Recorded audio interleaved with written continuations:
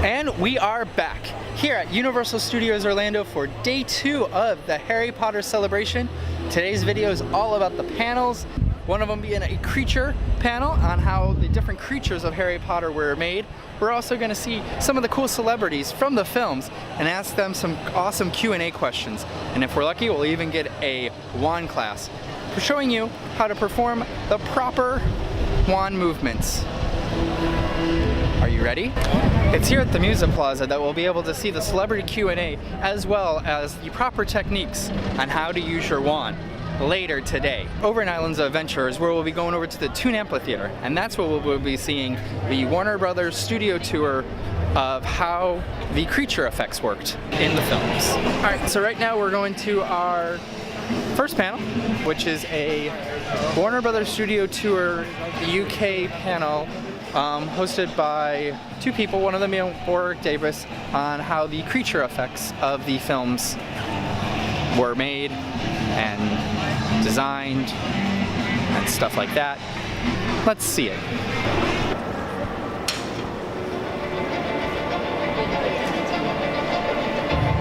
My name is Nick Dudman. I was the creature effects supervisor for all 8 of the Harry Potter movies. There's lots of different effects departments. We produce, if you like, organic effects. So if we have to build a creature that's actually on set, if we have to physically change an actor so he looks like the character in the book, then we do that. We produced all the goblins from Gringotts Bank. We got to build a fire-breathing dragon. We created people like Madame Moody. We sort of sawed off Voldemort's nose. We built Aragog the giant spider. Anything that involves sculpting, moulding, and changing animals or people in 3D for real on set, then that's us.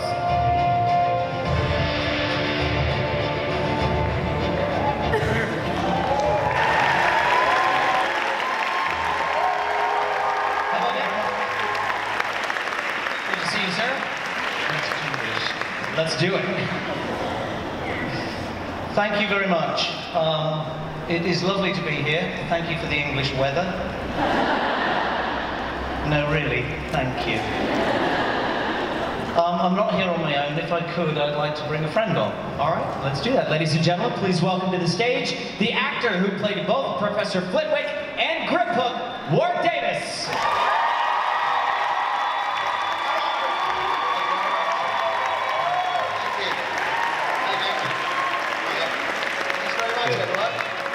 Fabulous to be here. You having a good time? Just a note, halfway through this panel, we're all going to stand up and do some warm-up exercises just to keep the blood flowing. It is rather chilly. So here we go. Welcome to this panel.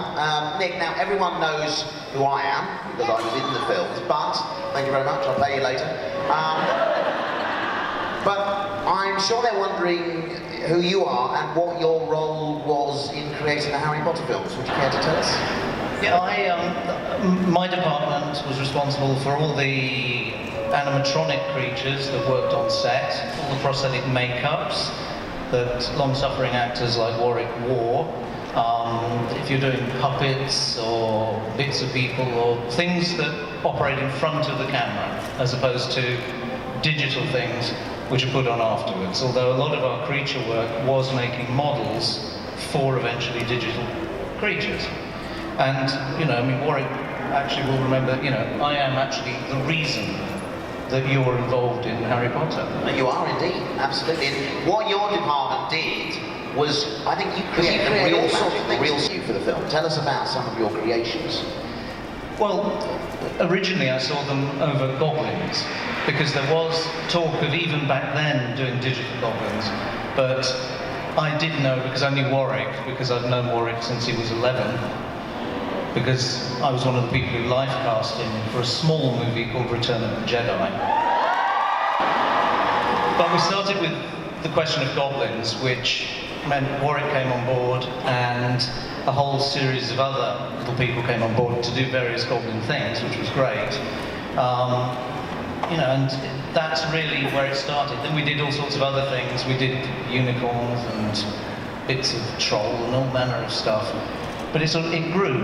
Absolutely. Now, I expect you guys here would like to know how Nick would turn someone as good-looking and handsome as me into an ugly old goblin, something that looks a bit like this. Now, that's grip hook right there. Now, how do you start? What is the process? You start with concept drawings, you start with ideas, because you've got to sell those to a producer or a director. Then you take photos of the actor, you take the live cast, which gives you a plaster version of them. And you sculpt stuff. And for close-up work, we'd make prosthetic makeups, which are multi-piece silicone gel pieces that are glued directly on the actor's face, head, body, wherever he needs help. And basically, that's what you do for close-up work. If you're doing background things, like we had loads of background goblins, you do pull-on masks, anything that makes the job easier, because a makeup like Warwick's is a 4-hour job, indeed. Absolutely, and one of the background masks that you talk about is over there. So that would be slipped over an actor's head in the matter of a minute or two, and they'd be ready to go on set and film. Whereas what I was wearing was a prosthetic makeup, which took over 4 hours to apply.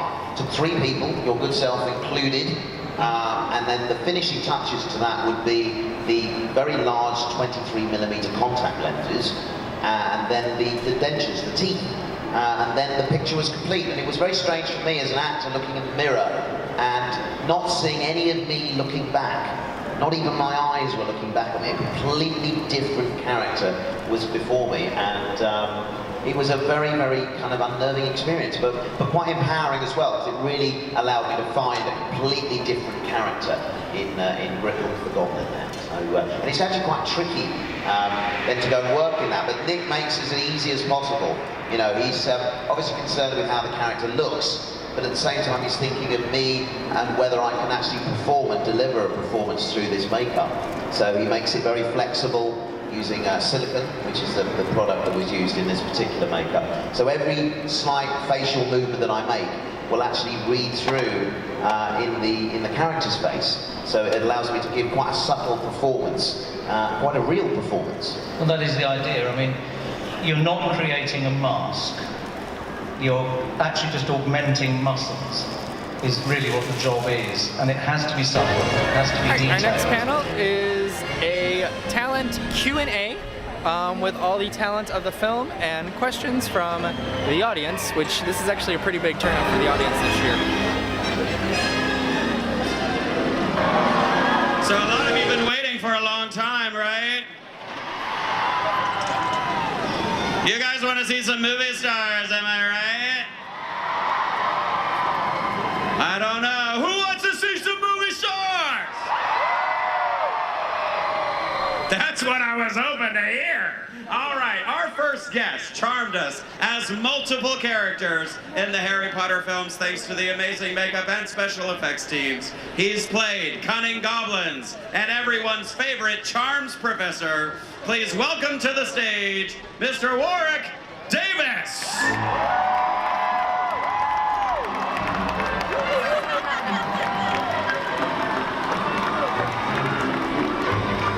We have followed him since his first fumbling days at Hogwarts to his last stand against evil. Played by our next guest, Neville Longbottom won our hearts. As Harry Potter's friend and fellow Dumbledore Army member, please welcome to the panel, Mr. Matthew Lewis.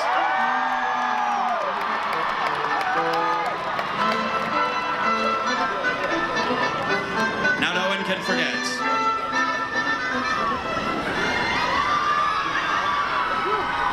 No one can forget the moment our next guest character first threaded on screen behind his Slytherin son, but our favorite Lucius Malfoy moment has to be the time he met the wrath of Dobby.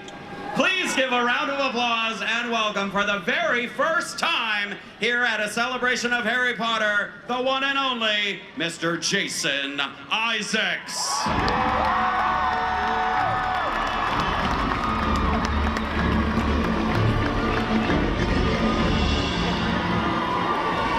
All right, Whether you love him or just loved seeing him get turned into a ferret, there is no denying that Harry may have met his ultimate demise in Malfoy Manor if it hadn't been for Draco Malfoy. Also making his very first appearance on our panel at a celebration of Harry Potter, please welcome the man who brilliantly brought Draco to life on the big screen, Mr. Tom Felton.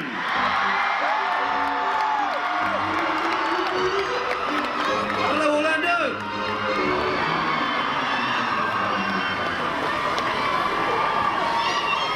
I love you too. Camped out in this spot since about 10 o'clock this morning. This is true. I can vouch for that. Just for this opportunity. She has Do you need to go to the bathroom? We can wait. No. I actually do.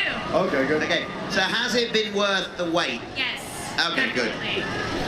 So my question is for Jason, and we always hear about your relationship with Draco and what it is, but what was Lucius's relationship with Narcissa? How did that work in your mind? First of all, I wasn't sure who I was going to get married to because the actress, Helen McCrory, who's a genius stage actress, I mean, actress in many things, but one of the Britain's great theatrical actresses, she was offered the part of Bellatrix. It's public knowledge, and she got pregnant, and she couldn't do it. So I was suddenly told that Helen, who was a friend of mine, was going to play Narcissa.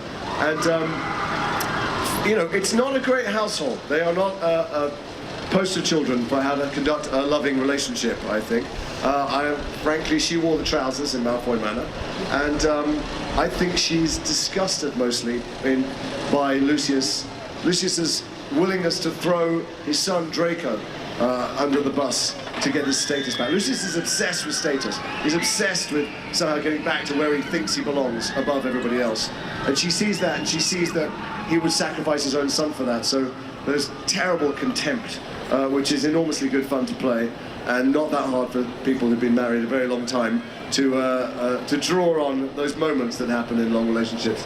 So my relationship with her off camera was fantastic, and on camera it was electric because we kind of despised each other and were in competition, which is not what a marriage ought to be. I have Elena, and she's come from a very long way, Orlando. Right. Sure. She has a question for the panel. What is your favorite female character in the Harry Potter series?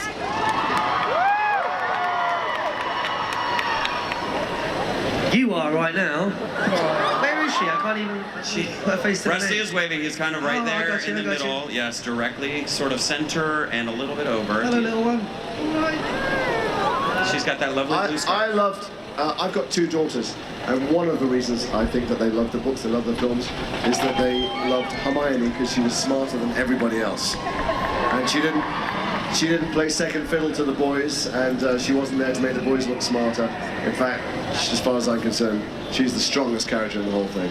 So that's my favorite. I like Mrs. Weasley. I thought she was lovely. I think yeah, I think that. Although, I mean, we'll say while we're talking about female characters, what's up with the goblins? Where's the lady goblins? This is a. What's going on with that? You mentioned this to it yesterday. Yeah. I thought it was a revelation. We've never seen. We've never talked. I mean, where are they back at home? I mean, no wonder the goblins are all so moody. I don't know that the goblins we saw weren't female. They're all chaps, though, aren't they? I didn't see them naked. Good point. Oh, now I've got an image in my head I don't want. I'm thinking we should move on. I don't know. And they've What got do a you know, question Brian? for Tom and Jason. Hit us, ladies. We want to know, like, what was your favorite part playing father and son in the movies? Well, I'll tell you my not favourite part. When I first met Tom was when we did our first scene that was actually cut from the film. It was on the extras at Morgan and Botts. And I had that cane that they just made for me. I'd asked for it, but it came and had very, very sharp fangs on it. Even the ones you can buy in the shops here, they very sharp fangs. Knuckles. And the first piece of skin. And he looked up at me and his big eyes went wide and they filled with tears. And, you know, the cameras are on, we finished the scene, and afterwards I went, God, Tom, I'm so sorry. He actually went, no, that's all right. It was really good for the scene. It was all right. I'll never forget it. Terrible. Actually, going back to difficult things, that was one of the most difficult. Not just being whacked by Jason, but the nature of the man, that he would be incredibly nice and keen to tell you stories and help you and answer questions. And I was like, oh yeah, I like this guy. Like, Jason seems really cool. And action, whack with a stick, or grab me by the ear and pull me by the... He was a lovely man to work with as Jason, but I'm right. The thing is, I saw my job when I got, because I came along the second film, as trying to explain to everybody why there was such a horrible, bullying little git, Draco, in the story. And I just wanted to tell the story of a loveless, bullying father, who probably had been bullied by his own father, just a home that had no love in it, was full of racism and hatred, and that explained why he was like that at school. So I thought he was, I still think he was, absolutely adorable as an actor, but I tried to make him feel uncomfortable and unhappy on camera as much as I could. You succeeded, my friend. Well, that's the panels that we are going to be seeing today at a celebration of Harry Potter. We have one more video up after this, and it's going to be a really awesome montage of the Wizarding World of Harry Potter lands, as well as some of the experiences from the event, including, but not limited to, some of the experiences I've had, some of the experiences that I've had with Chrissy, and just altogether how awesome the Wizarding World is and the impact that this event has on a fandom. Check out In Between Here and There on Patreon at patreon.com/OMGIt'sTopher. Anything over there can help get these videos more frequently seen, get us on the road, and your contributions would be awesome, and I'd appreciate it. You can also check out Spreadshirt at InbetweenHere&There.spreadshirt.com, where you can pick up a sweet shirt or other item from In Between Here and There. Like again, as I've mentioned in a few occasional vlogs, still looking for artists that would like to participate in shirt designs. I'm also thinking of putting up an In Between Here and There Harry Potter design to kind of help celebrate that this was our first big trip somewhere here in 2017. So with that being said, thanks for watching. Like, subscribe, and share, and I'll see you all in the next one. Bye!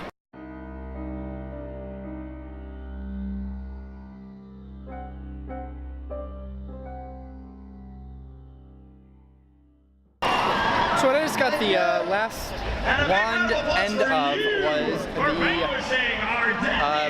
wand dueling class with Ed Harris, who was the master wand duelist guy. Very good! Very, very good. Thank you. Guys, thank you very much. Ladies and gentlemen, our Death Eaters. And thank you so much. You've been a fantastic audience. Enjoy the rest of the weekend and see you in London. Bye. When they were filming the films, he's the one that came up with all the moves and what the proper Harry Potter wand movement was. So that's just one of the cool things you can see here at Celebration.